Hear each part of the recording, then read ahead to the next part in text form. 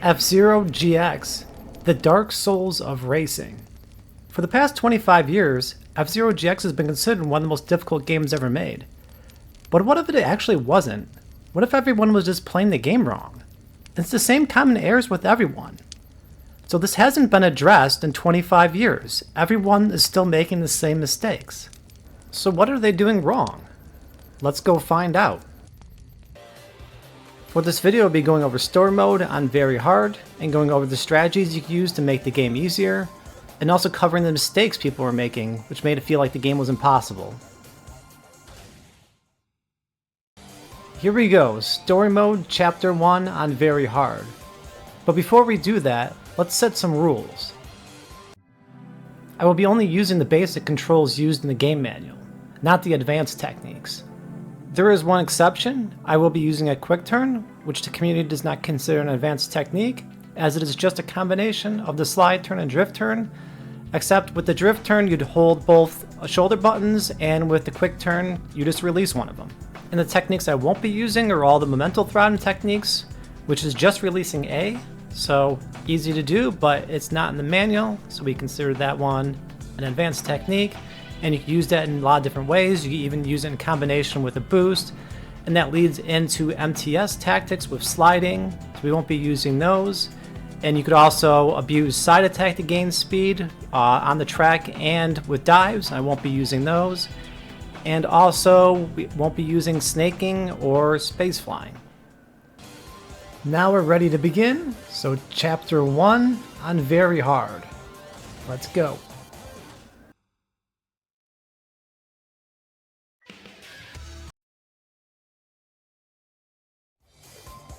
And for all these races, I'll be using 100% max speed setting, and I'll cover these settings in more detail later on.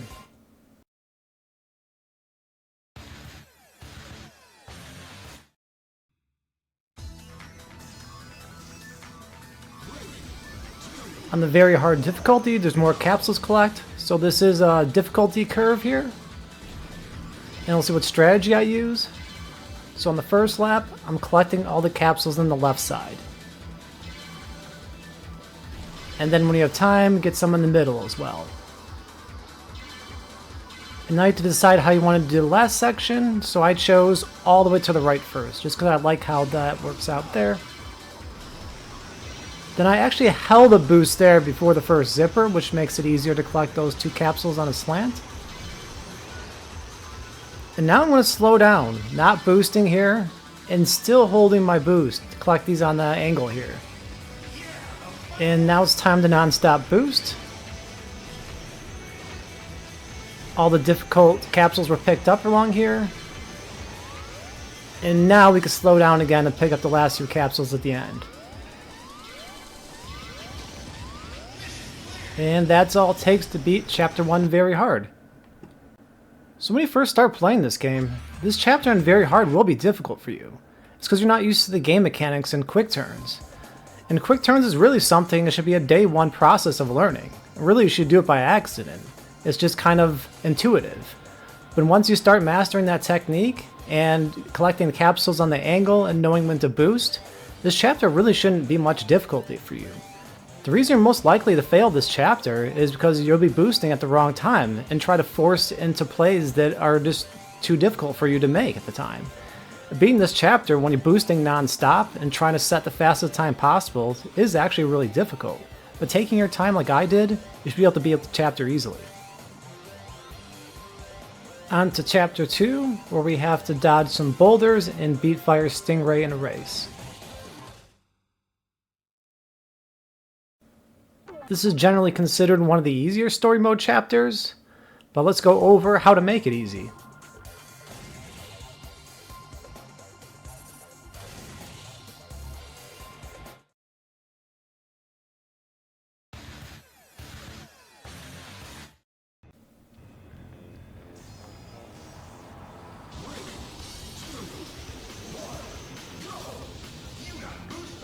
And this is not a normal type of race, this is on a unique story mode track with no refillers.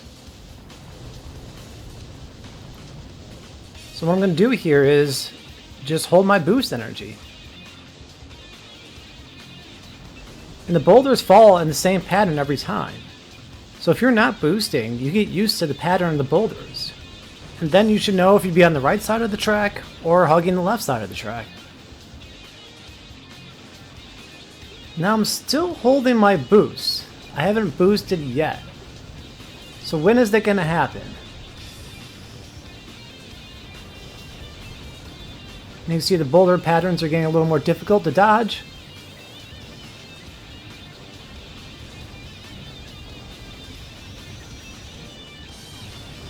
And here we go. And what boosting does too is you can start boosting ahead of the boulders. So a lot of these still haven't fallen into place yet, and I'm boosting ahead of them. And then we're home free and first place. Mission cleared. Now let's examine, what if I boosted at a different time? How much would that change the race? So instead of boosting at the very end, I'm going to boost a bit earlier and see what happens.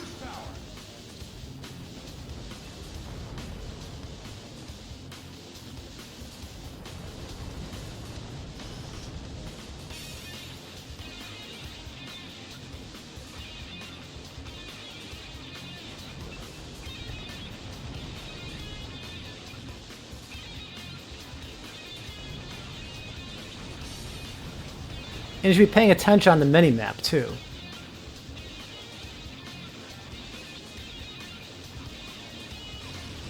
Alright, it's boost time. So this part will be easier because I'm boosting past all the boulders. A few get down early.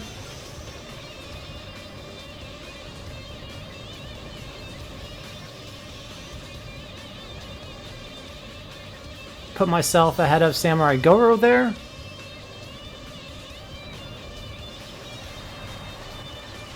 But he caught up. And now you have to duel with him.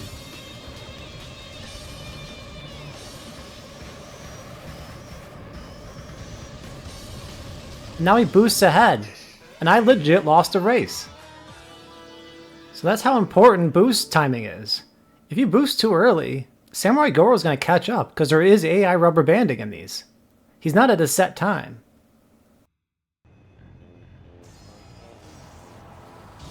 So let's see how this AI rubber banding works.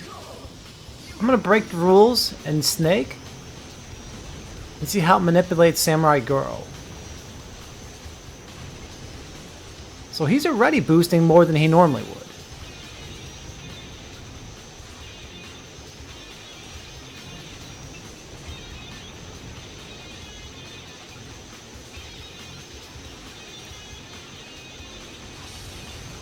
He can't quite keep up with me, but let's see how fast he gets.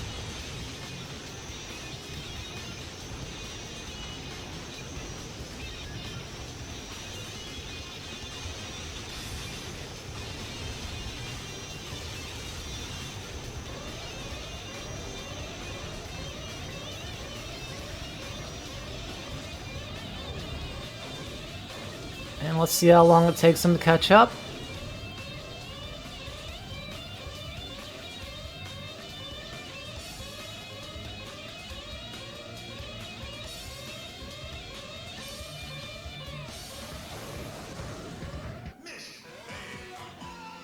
So what is that, around like 107, 108?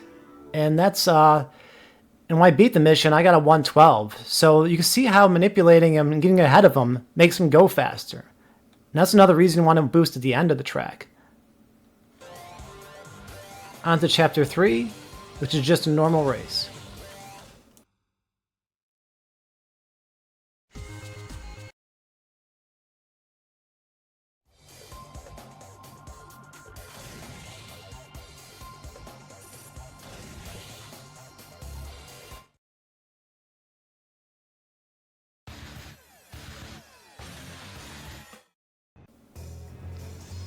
Chapter 3 is pretty much considered one of the easiest story mode chapters. So I don't think there's too much to explain here. You'll see how easy it really is.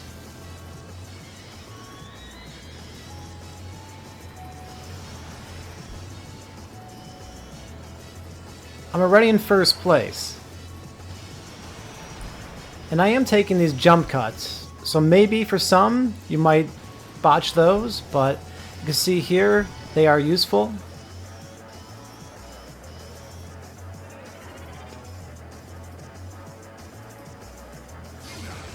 And over the first lap, you can see how big of a lead I have. If you look at the mini-map, and now no one's going to catch me. I'm just boosting. I'll hold the boost for the refiller. Then boosting into the jump pads.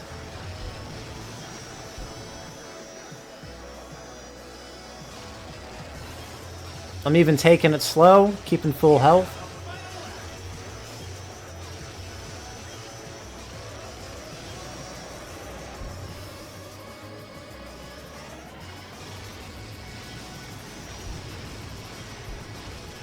So it's really steady pacing, nothing crazy. And I'm gonna win by a mile. Maybe you're thinking I was playing too well though. So let's cover some of the details of how to use the jump pads. Now I'm gonna intentionally go over the jump pads incorrectly. And this is actually what I commonly see for new players.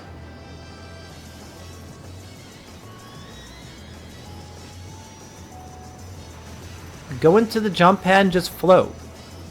So you don't get any nosedive speed, and then you lose speed from landing. So look how slow that speed is. And if you don't level out correctly, you even lose more speed. So there's the first lap done poorly, but still in first place. And how bad can I make it while boosting?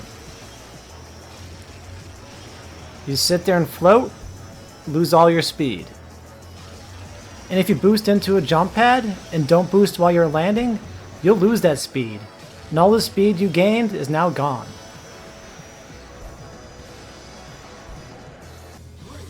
Now let's compare the two.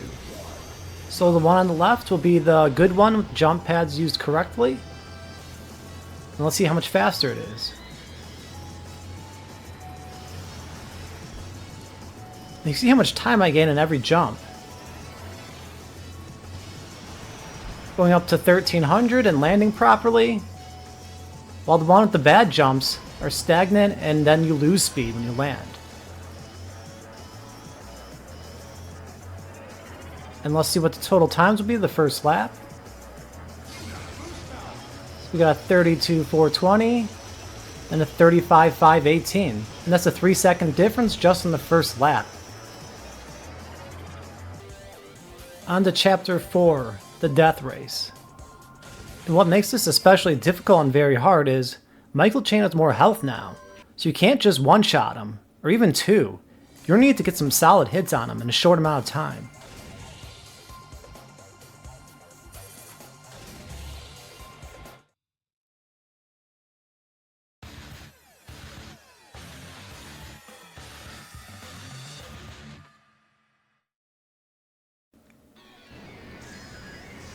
So there will be one thing we can do. We can manipulate the AI to boost, which causes him to lose energy.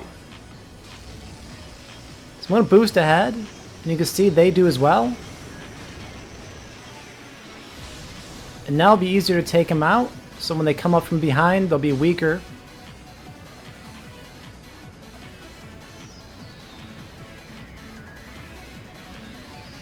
And even the ones you're coming up on now will have less energy.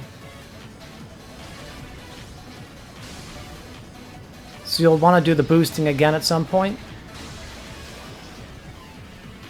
Kind of getting hung up here a bit.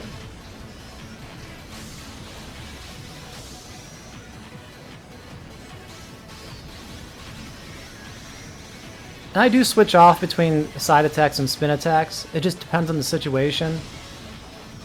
If you get a good group of them and get that spin attack in, then it's really effective.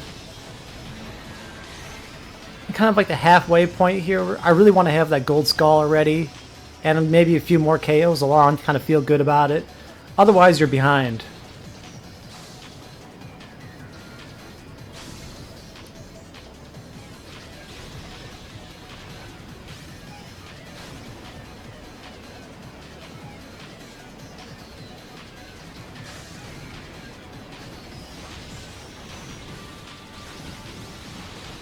And taking a lot of misses there. Finally got the KOs. My second gold skull.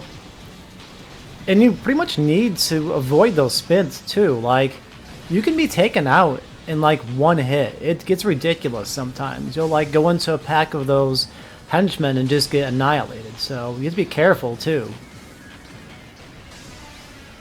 And now you have the time where you can attack Michael Chain. And unfortunately I didn't take all of his henchmen, so they're still around. Just got him. And the last henchman as well. And if that henchman gets ahead of you, you lose. So that mission did take me a few attempts, even with the experience as I am. And since it's a death race, I can't do anything special there. I have to fight through it. And sometimes Michael Chain at the end just doesn't cooperate. He'll just keep spinning, slowing down too much, and you just won't have time to get the hits in. So this mission can easily take you a lot of attempts to complete. On to Chapter 5, Very Hard. This chapter is known as one of the more difficult ones. Let's find out why that is.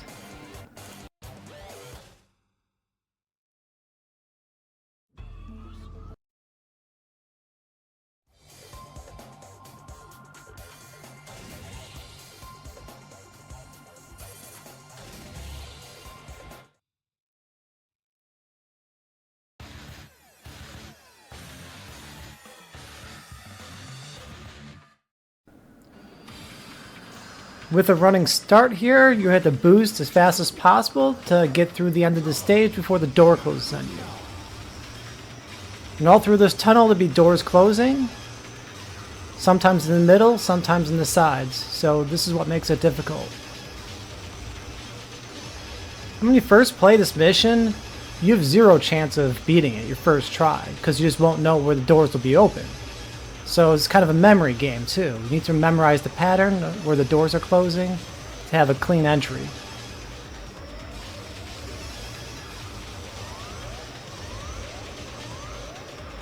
And that last side one's a little tricky. Through 3 doors and out the tunnel. So I didn't have a ton of time left over. So this mission isn't easy. But how can you fail this mission? What could I have done worse where I would have failed? So besides hitting the doors, which will happen to you a lot when you're learning this course, or missing capsules, which will also happen a lot, what else will go wrong? Let's watch this run.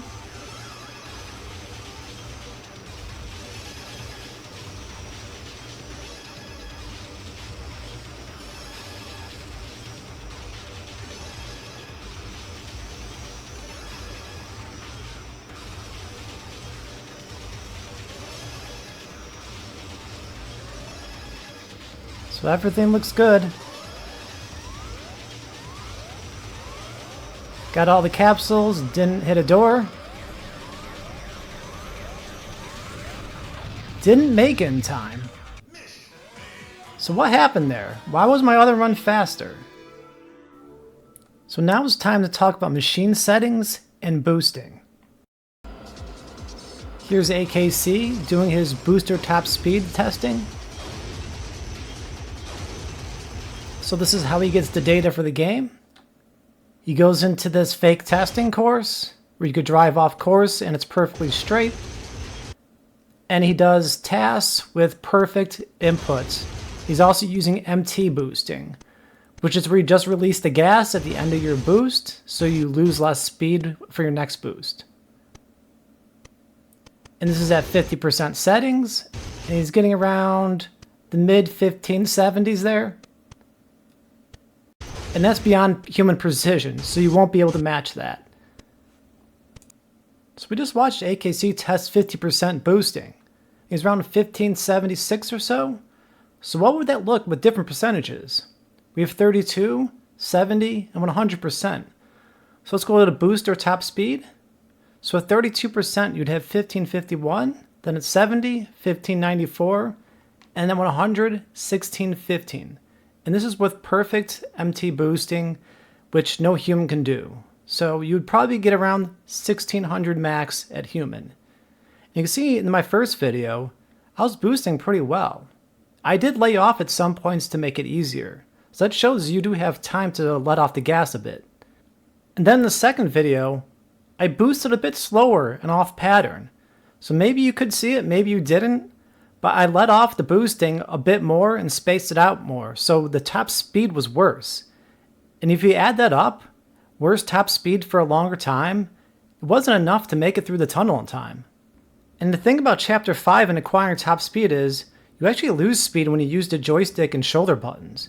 So your movements being minimalized is how you hold the highest speed, plus the least amount of time between the boosts. So if you're just spamming the boost with your controller and not doing the MT boosting, you can hold it pretty well, but sometimes there's just going to be that little space that like you felt like you're a little off. And moving the joystick and shoulder buttons, especially when you have to go on the side of the gates, so that slows you down. So if you do that poorly, you're going to lose more speed along the way. And then what AKT was testing was driving in a perfectly straight line. So you don't get that luxury in Chapter 5. And here's some more details about the MT boosting. So it's just letting go of A before and after a boost at the right time. That sounds easy enough, right? But this is actually a pretty difficult mechanic, because if you get it slightly wrong, you jam yourself up and lose a lot of speed. So while MT boosting is the most efficient way of boosting to get the top speed, you might just want to spam the boost button instead because it's more consistent for you. And this is the difficult part about trying to do the fastest possible time for Chapter 5. Like I've tried to set the world record for Chapter 5, and you just constantly jam yourself up with trying to do the MT boosting because you're trying to do it frame perfect through the entire tunnel. And that's very difficult to accomplish. Let's take a look at the MT boosting in Chapter 5. So this will be played by Nico. And you can see the spacing between the boosts. It's minimizing the speed loss. And misses the capsule there. Misses his second capsule. Now you see the MT.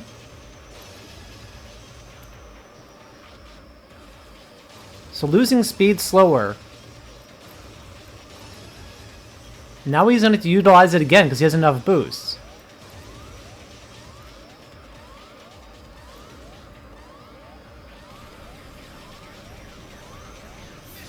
And still completes the mission by missing 2 capsules with the help of using MT boost and MT when he didn't have enough energy to keep boosting. So you can see the MT boosting is helpful, especially when executed well. You can hold your speeds better and achieve higher top speeds. But in general, if you just spam the boost, and you can let off a little bit, especially if the side doors are causing you troubles, you still should be able to beat the mission, but you just can't let off for too long. And if the end ramp is causing you troubles, and you keep clipping the door, try holding up. It may not seem intuitive that holding up would work, and you would think you would just nosedive down, but for some reason it works better than being neutral. So now going into Chapter 6, and this is a different type of mission. Let's see what the rules are.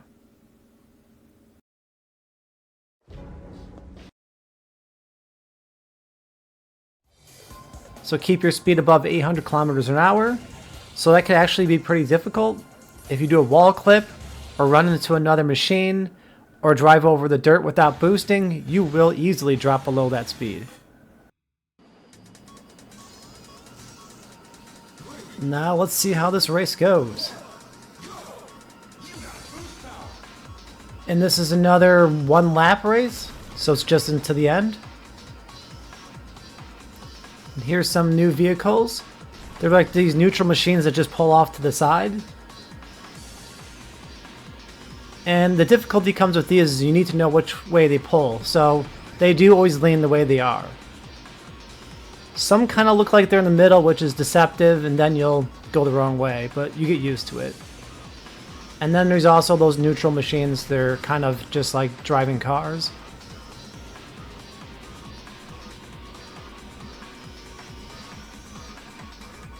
And if you're a beginner, this is kind of where it's difficult for you. So you're trying to sightseeing this with tight turns, and if you're not used to the quick turn, you're going to hit into those walls.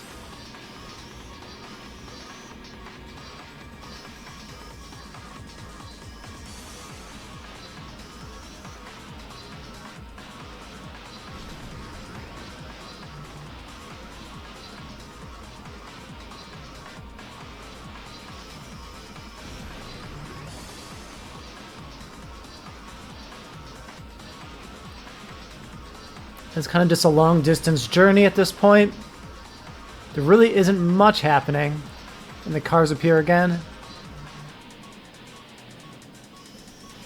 And something you could also run into that you might not even see is along the edges, sometimes there's exploded vehicles. And if you hit those, a lot of times it could take you below the 800.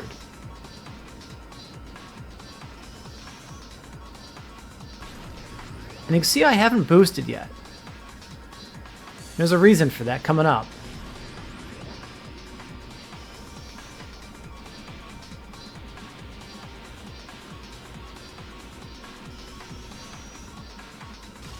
And here's the dirt. So 3 boosts to get out of it. And boost to get out of there. And I even clipped the other machines there. You try to stay in the middle so they can separate when you drive through. But you can see even with some collisions while boosting, it was still enough to keep me above 800.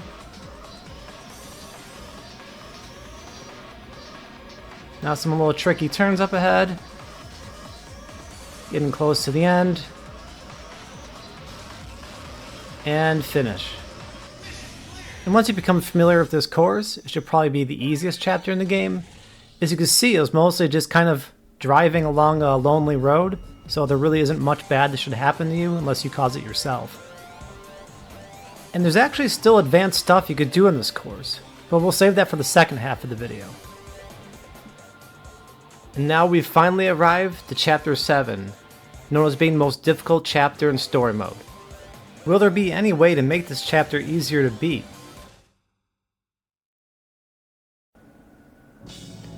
And for this chapter, each difficulty has its own number of laps, so normal was 3 laps, hard is 4 laps, and now in very hard, 5 laps.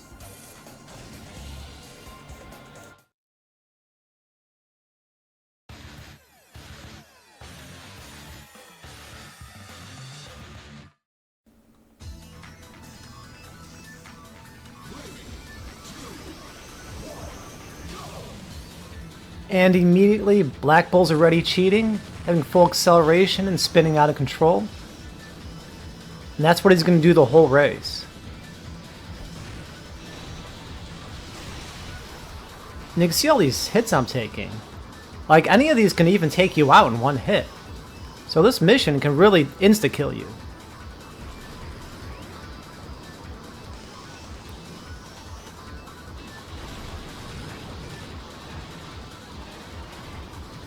And that's the only refiller on this track.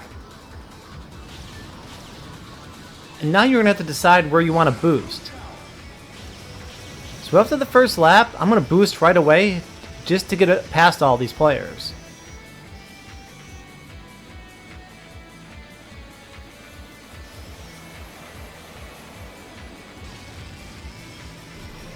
And I like boosting into that zipper to get extra top speed.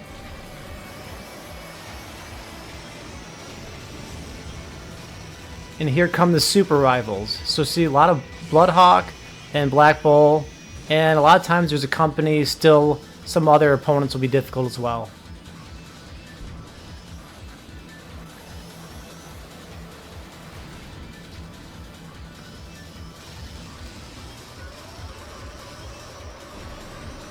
And for this run, I'm choosing not to side attack and try to take out any of them.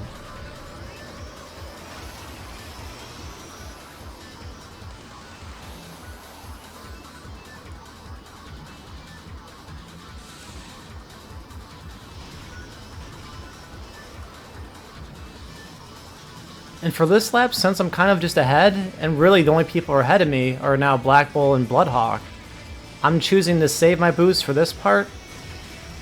Luckily dodging those could have possibly taken me out and flipped me off the course.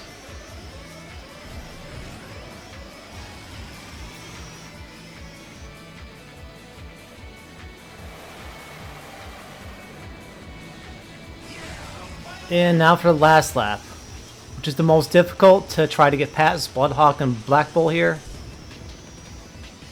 I'm hoping that's enough space to get ahead, and I still have enough boost here. So you don't want to run out of boost, because they will pass you then.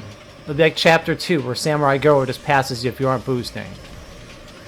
So let's hope that was enough. And also, if you notice something, at the end of lap 4, Bloodhawk seemed to have disappeared. So maybe I got lucky with that, and he would have beat me, but mission complete. And so that was the game plan I went in with. I chose my boost patterns, and it worked out. And it actually did take me a few tries to beat this mission, even with being good at the game. So there's no freebie in this mission. It is legit very difficult. And maybe I would have lost if Bloodhawk still would have been there. So what other options do you have to beat this mission on very difficult? So for that run I was being a pacifist. But what if my plan was to take out Black Bull and Bloodhawk to make my race easier?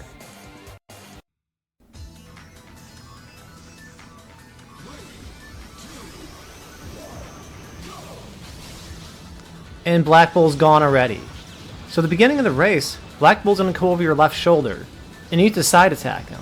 You need to do it more than once, because he'll likely survive one side attack. So you need to pretty much blindly side attack after the first one when you know he's coming, and hope you hit him a second time. Now let's see how much easier the rest of the race will be without Black Bull. And we still need to take out Bloodhawk. So let's see what I could do to catch up to him.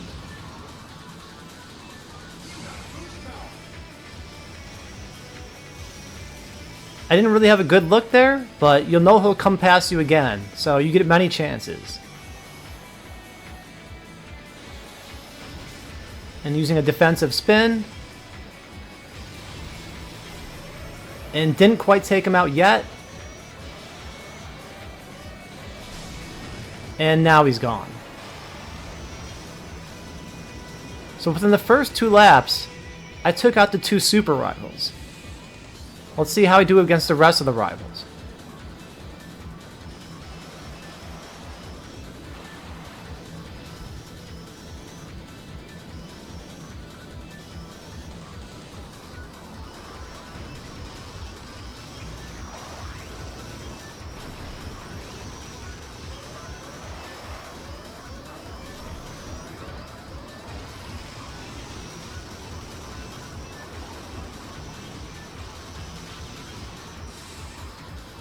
So they still are putting up a fight. You know, it's no freebie after you take out Bloodhawk and Black Bull.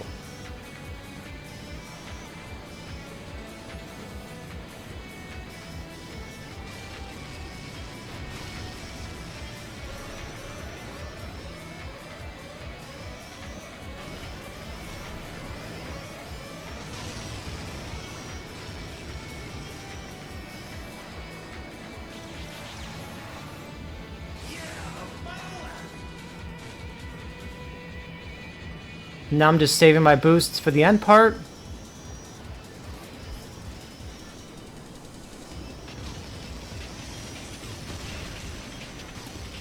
Unfortunately, it took some wall hits there. It's not as fast as I want it to be. Now I have the lead. Make a boost to the end. And there we go, first place. So taking out Black Bull and Bloodhawk is useful, but it is pretty difficult to take them out. So we'll take you some tries to do that, but if you do that cleanly right away, you'll probably likely have an easier race. So those are some ways I was able to beat this chapter without using any advanced techniques. And it is pretty difficult still. Like, you can just take a hit and you lose too much energy, then you can't keep up with the top rivals. So it's no guarantee you beat this mission even if you're good at it. You can risk your energy even more than I did though. Where I boosted at the end narrow part before the lava, you can even boost again. I still had some health. And then you can grab the zipper. But then you're boosting around a tight turn into an area where you can't touch the lava a little bit because you have no energy. But you will be faster that way. So if you really need to risk it all, that's what you can do. Otherwise, if you're playing safe, I felt like what I was doing was just keeping pace with the AI and controlling them in a way that I could pass them in the last lap. And now we've reached Chapter 8, which will be another 5-lap race on Very Hard.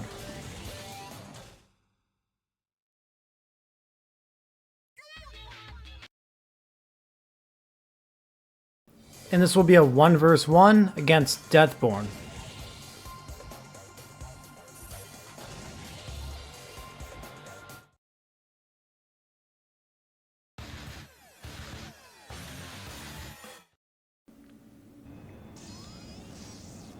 This will be a scary track to play at first. It's compact, and there's a lot of hazardous mines. And Deathborn himself will go crazy and spin at you. You see here I'm utilizing the mines also for speed and to clear them out for later laps. You really do not want these mines for the boost laps.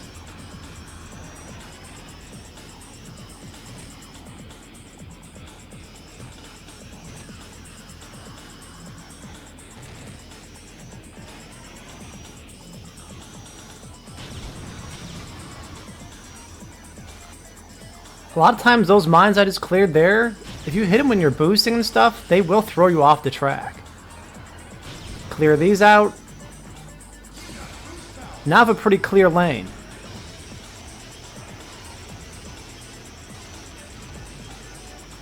So I'm going to use a laid back strategy. I'm not going to boost fully around the corners, and I'm just going to try to stay at full health the whole race.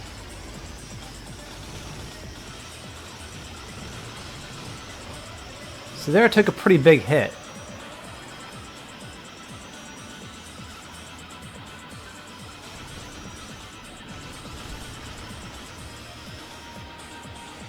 And you'll want to slow down here. It's a really tight turn.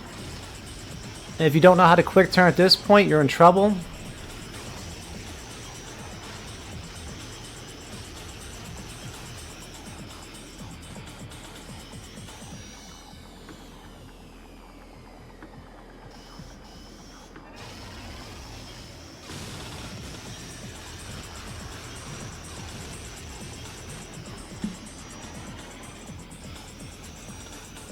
You can see how laid back my boost strategy is. I could easily be boosting through all these turns. I have enough energy to do it.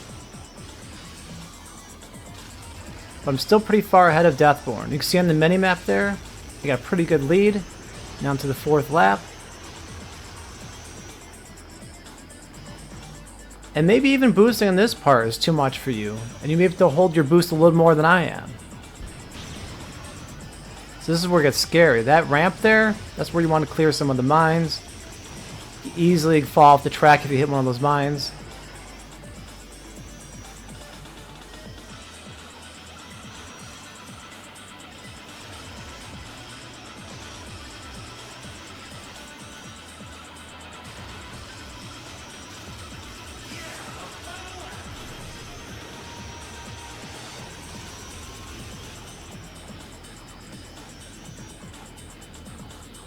Pretty big lead there.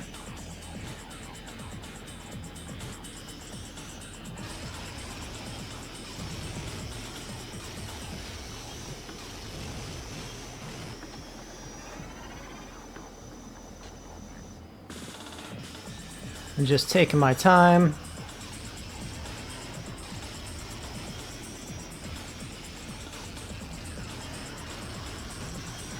And an easy win.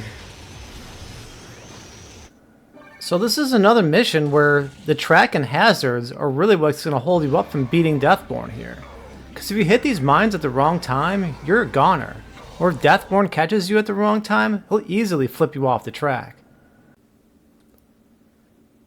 And this is one of those critical points here. So on the first lap, Deathborn is extremely aggressive here. So you don't want to be around him. If you think I was playing too well in my first video to beat the mission, I was intentionally playing bad in this run to see what the approximate time Dark Schneider would get. So let's see what time I finish. This time at 3:27. That's 10 seconds slower than my previous run where I beat the mission. So the goal should be the first lap you clear out the mines, and at that point, you really shouldn't have a problem beating Dark Schneider here. And now we've reached the final chapter of story mode. Chapter 9. This will be a race against Deathborn's ghost.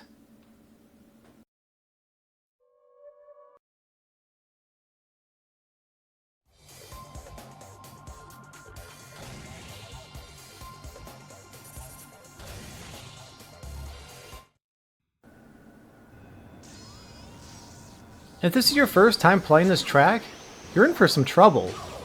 This is the difficult track to sightsee. So there's no rails, and there's tight turns.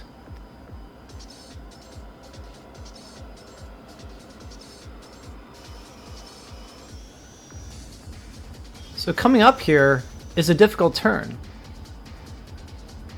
So this one right here, very easy to slip off of, because it has this weird indentation to it.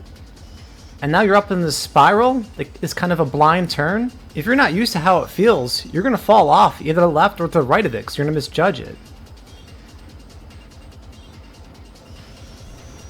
And the drop part here really isn't too difficult, but you know, you might just mess it up because you're not familiar with it yet. And now going into the boost slaps. So I intentionally withheld my boost here to show you how like laid back you can be with it. You don't need to start pushing and feel like, you know, this is the against Black Bull and Bloodhawk here. This is a set ghost time.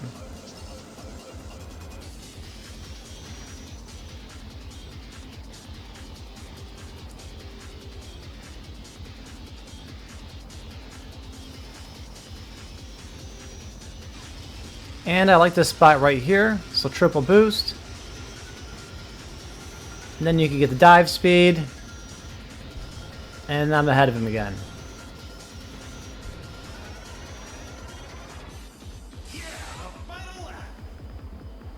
So really it's just about knowing the track, so it's trial and error. And then you only need 3 boosts, so you should be able to accomplish that pretty quickly once you know the track.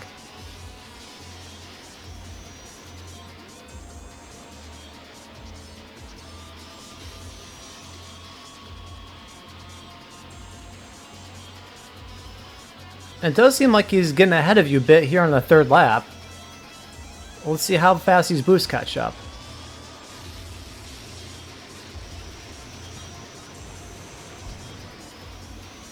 And now I'm pretty far ahead of him. So that's, you know, that's all it takes. So Chapter 9 really isn't a difficult mission. It's just a track that you need to get familiar with. And once you get over that, you know, it's a pretty easy mission. And that completes story mode without using advanced techniques. So how difficult did it look there?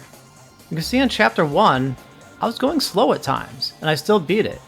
And Chapter 2 was all about boosting at the right time. Chapter 3, it was pretty much just easy.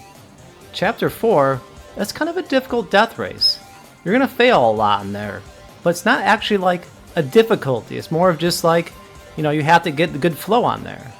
Chapter 5, it's like once you learn the doors, you may fail sometimes, but, you know, it is not that difficult once you know the pattern. Chapter 6, that's just a course memorization and boosting over the dirt. Chapter 7 is actually where it gets difficult. Its reputation is real.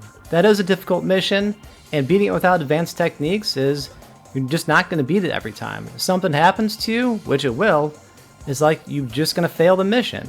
So, without using advanced techniques, I will say Chapter 7 is for real difficult. Chapter 8, once you can clear out the mines, not so difficult.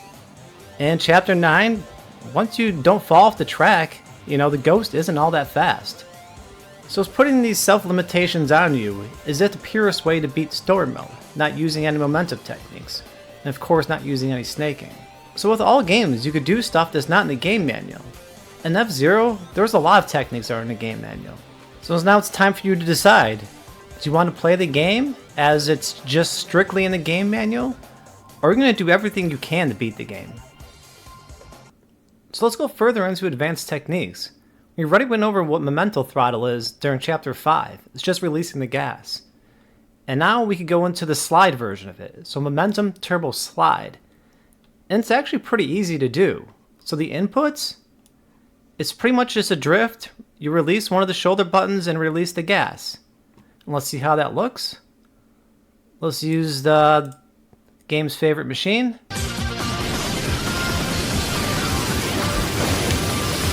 And you can see all the speed it gains.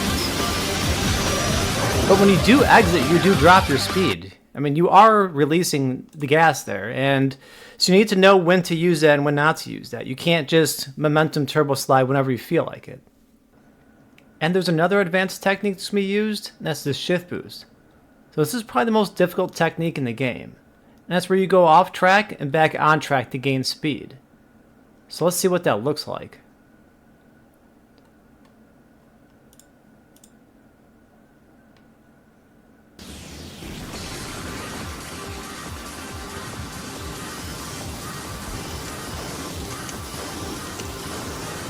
So very quick and difficult. Now he's using the mental throttle to hold the speed.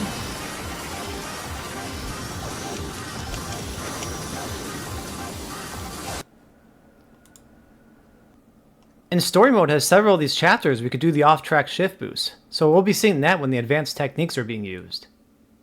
Now that we've added a few more moves to our arsenal, let's go back to do story mode again, but with advanced techniques. And for these runs, we'll be using the world records for each chapter. So here on F-Zero Central, we have the official ladders, story mode max speed. Let's go to chapter 1 very hard. And the world records by CGN with the 50.946. So let's go check it out. And let's see what kind of capsule pattern CGN does here.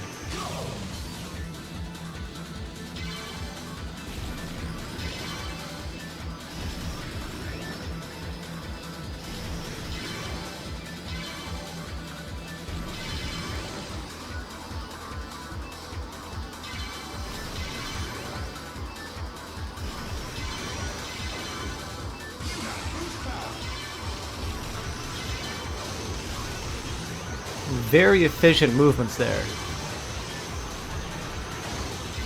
Grabbing the edge of the dash plate to get extra speed. Wow, grabbing those on an angle at that speed is really difficult.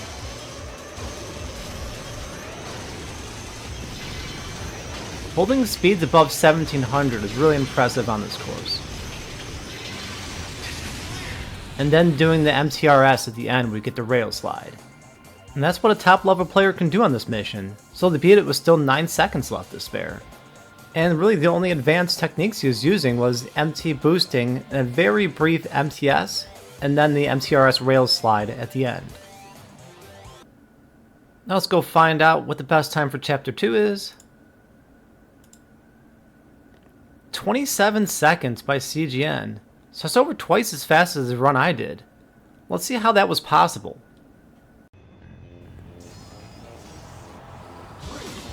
And here we go. Chapter 2, shift boost time.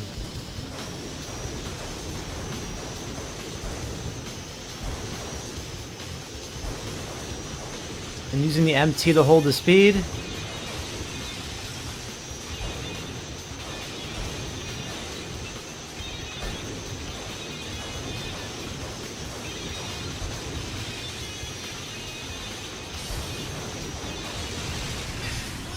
Just completely ridiculous. And that's why that run has been the world record for over 10 years now. It blew everyone away when we saw it, and it still does now.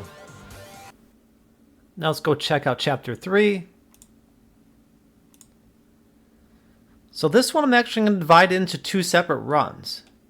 Because the first record here by CGN was done with side attacks. The third spot here was done without side attacks. So I want to check out both those runs to see what the differences are. This is AKC playing the non-side attack.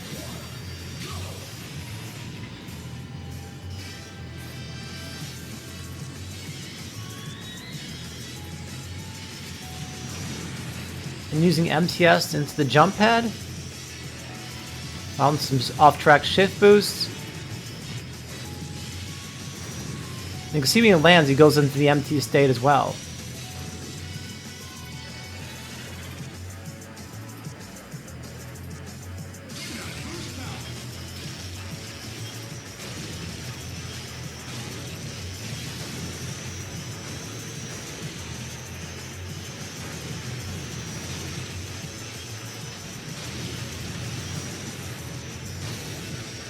And that shortcut. It's hard to tell there, but there is tight boundaries, and if you go too far right, you will be considered out of bounds. You kind of have to go out to that left side of the track there. Let's see it again here. So hug the left corner, and safe. So it's a super efficient run there by AKC.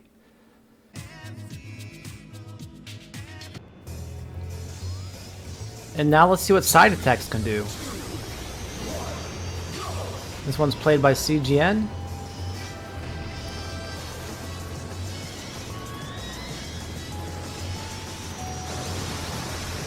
So side attack dives are really helpful for gaining speed.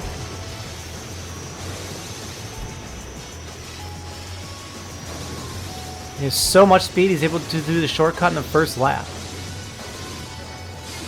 And there he's doing MTS chaining into side attacks, which holds speeds better.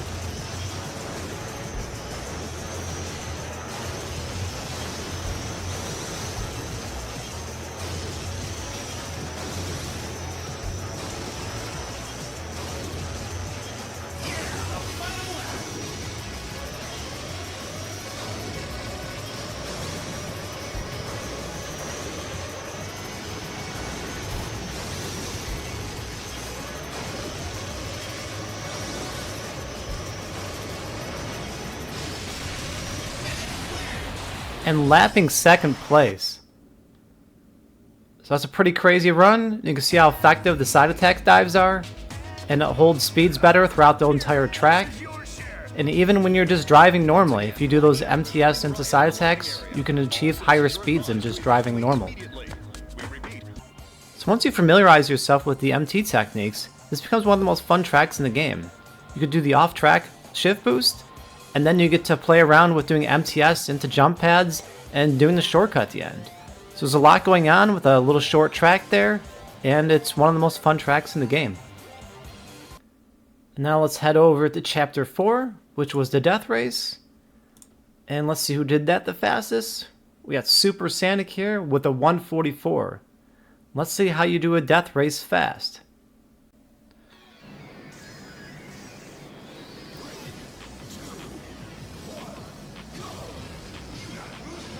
And right off the bat, he's boosting non-stop. He gets a really lucky side attack shift boost. And another really lucky one up to 2,000. You can see how effective it was using the MT after going over 2,000. Your speed drops at a much lower rate.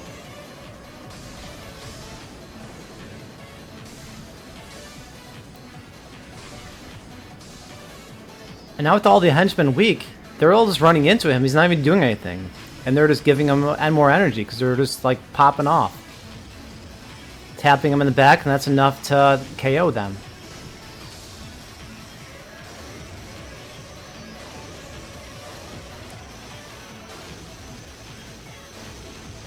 Now boosting into the refiller and doing all the MT boosts to get the maximum speed possible. And does a few MTS into side attack chains. But that's really all you can do with Blue Falcon because they can't continuously do it.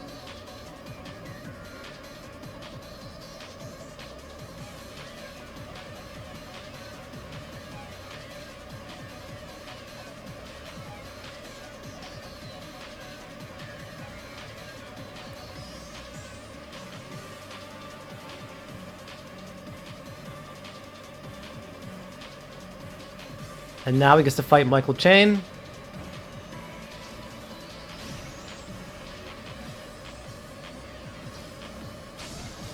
Three solid hits and he's gone. And the other henchmen couldn't even catch up. So Chapter 4 is kind of just an annoying course to try to get a world record on because you do need that side attack into the lucky shift boost. You know, where it goes like 2,000 and it's just like you gain so much speed from that, and then it also contributes to wearing out the other henchmen where then they run into you and they explode. So it's just like RNG like that. Like no human can purposely do that, but that's what you need to get a fast time. Now going over to Chapter 5, and let's see how fast that can be done.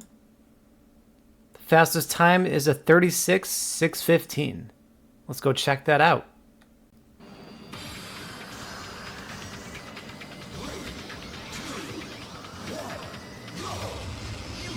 So we'll be keeping an eye on these MT boosts and seeing how high he can maintain the speed here.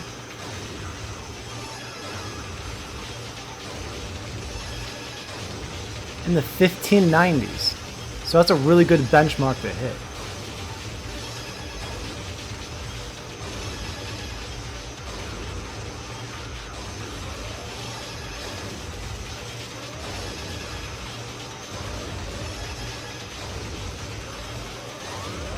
And using the MT to finish it off. Reaching the zipper. And there, pretty much a perfect run. Really good MT boosting the whole time, and extremely smooth driving. So if you're losing speed in the tunnel while boosting, you really need to pay attention to how this player was driving.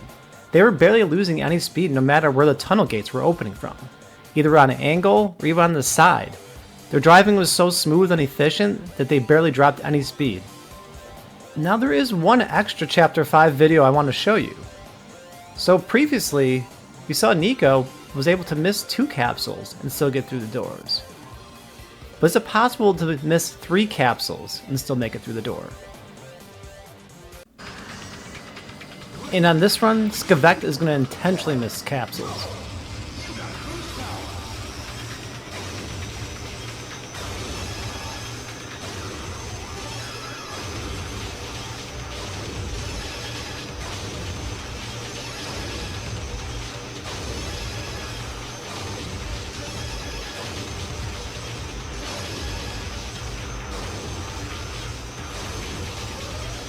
Just 1, 2,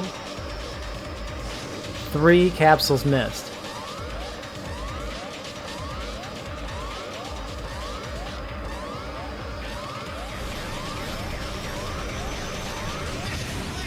And still somehow makes it through that door even though it was closed. And what this shows with missing 3 capsules to give you energy is there's wiggle room there to make errors. And if you aren't making it through the doors in time, your driving is losing speed and your boosting isn't consistent. Like you're dropping speed every boost when you shouldn't be because you're not pressing the boost fast enough, and here with MT boosting, you can boost more efficiently. So those are ways you can improve to beat this chapter on time. Now moving on to Chapter 6. The fastest time here is by superSANIC with the 2:23.382.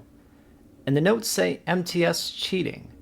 It's actually just an inside joke that using MTS to go faster is cheating.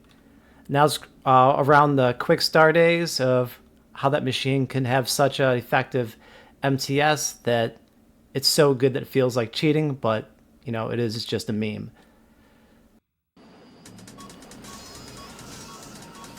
And we initially went over this course with no advanced techniques. I left off some details. So let's see what superSANIC will do that I didn't mention.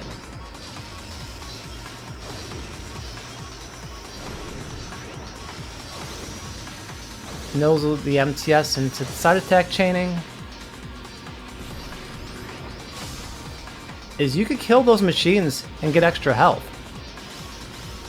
And also like Chapter 4, sometimes you get lucky with the shift boost from the side attack.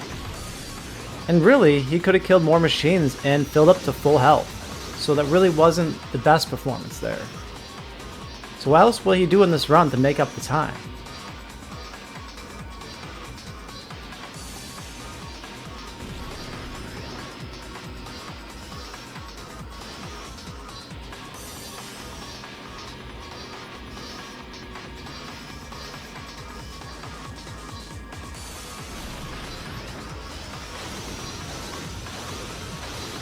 It's more of these MTS side attack chaining.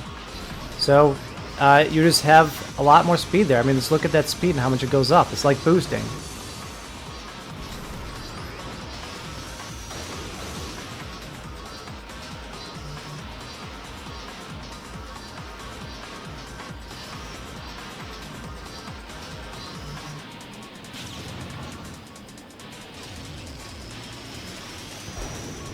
And there's the other technique. So in that curve there, there's an MTS spot where if you exit it, you'll get a shift boost, which he got there.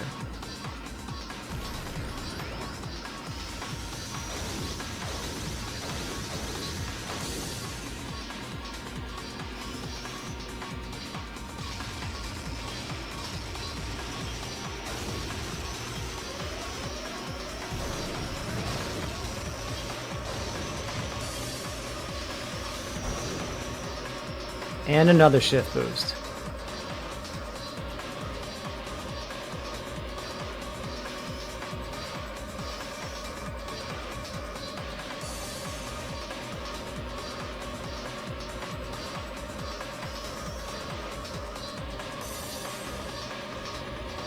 And that's it.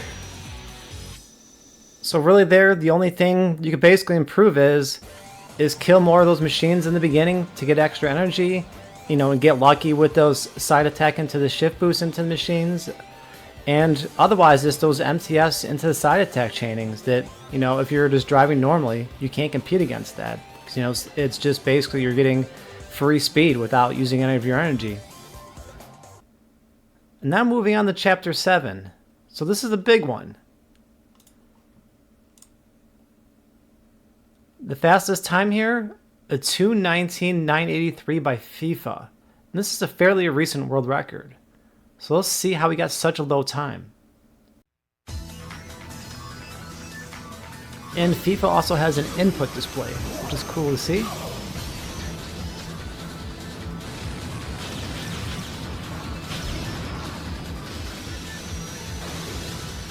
So MTS on ice, and then the side attack dive to go below.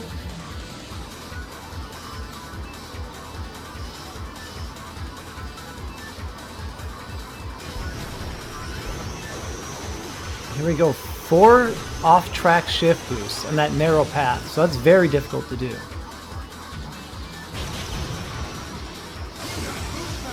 Utilizing the mines as well. Falcon does lose a good chunk of energy from mines, so you really need a good mine hit.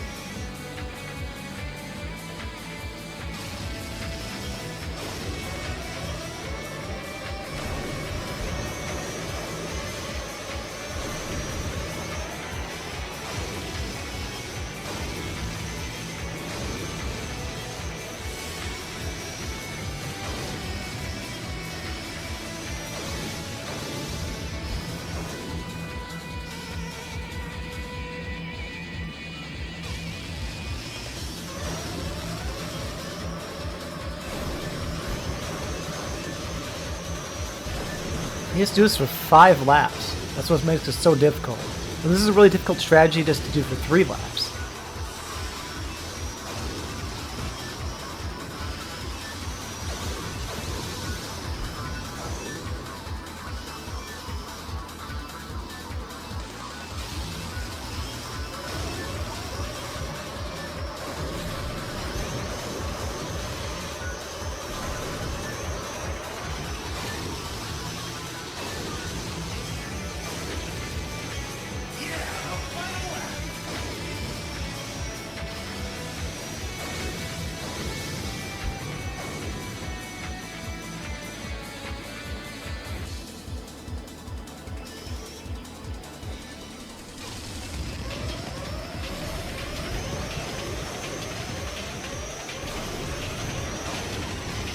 Now he starts lapping people.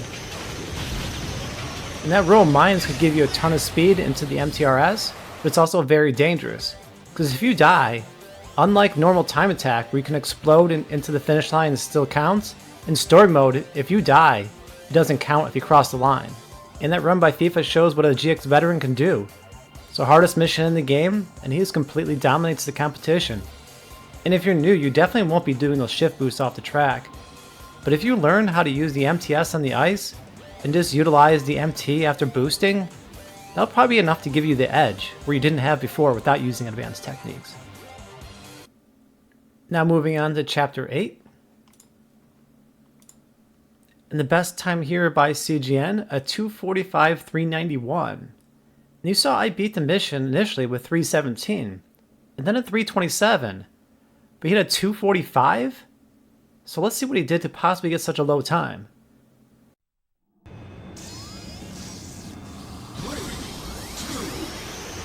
So let's find out how good... So let's see how good CGN is at mine clearing.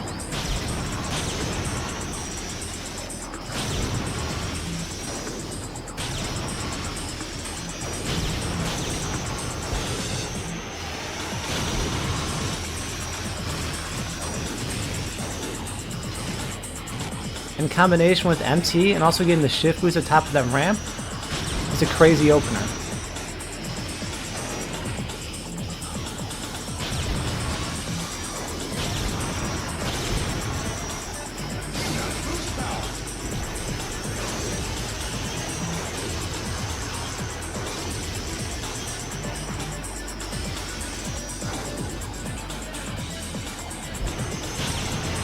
and the super shift boost that lap.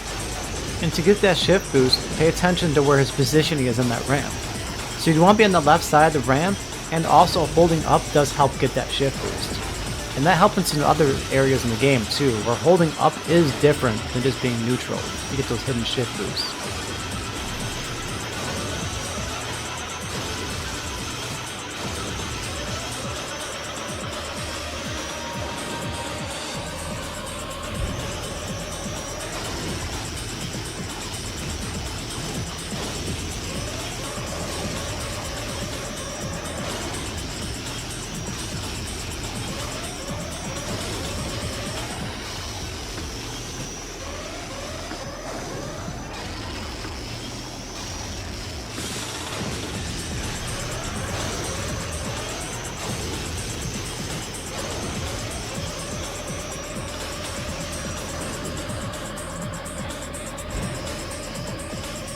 So just a small shift boost. You can see the difference, it does vary there.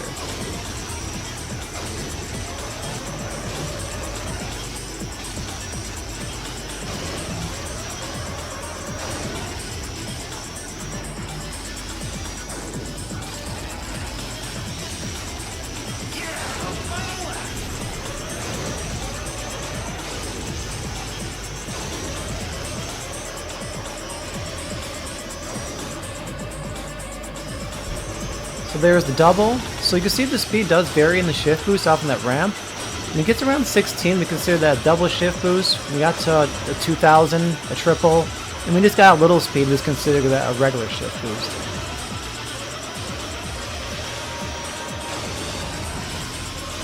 And an MTRS to finish with a 245. An absolute masterclass of a run there by CGN. And if you didn't catch it during the race, during the last section here, he almost lapped Dark Schneider. So that's how fast he was going. That really shows, if you've mastered GX, you can completely dominate story mode. Now we go into the final chapter of the game, Chapter 9. And the world record here by Daniel. So he put in some hard work, and he was able to beat out CGN for the world record with a time of 1:22.234. Let's go check it out. In Chapter 9, a course with no rails, so let's see what Daniel's going to do here.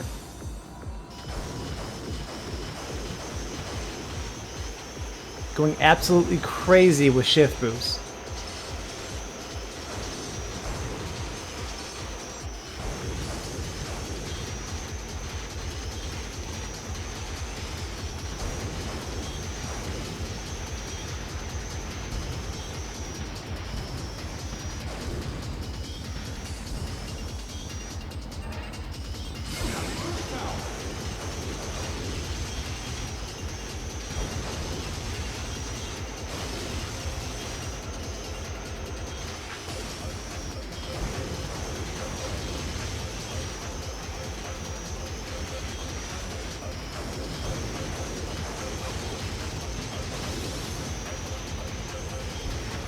And there's the shortcut you can only do with excessive speed you would get from the shift boost there. It's really difficult to pull off because there's hidden boundaries as well. And Dark Schneider just got lapped.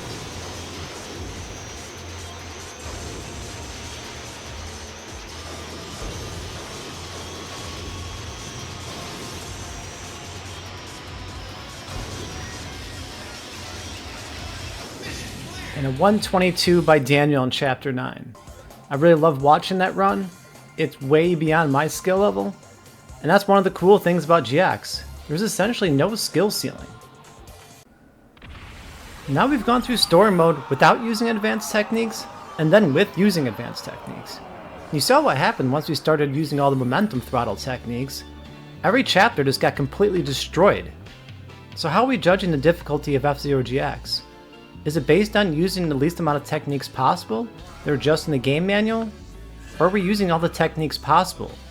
I have a theory about this game, why so many people think it's such a difficult game. It's because it's a unique game, and they didn't have any skill carryover into it. A lot of gamers are genre experts, and they could jump game to game within those genres and be masters at those games pretty quickly. But F-Zero GX, It doesn't allow you to do that.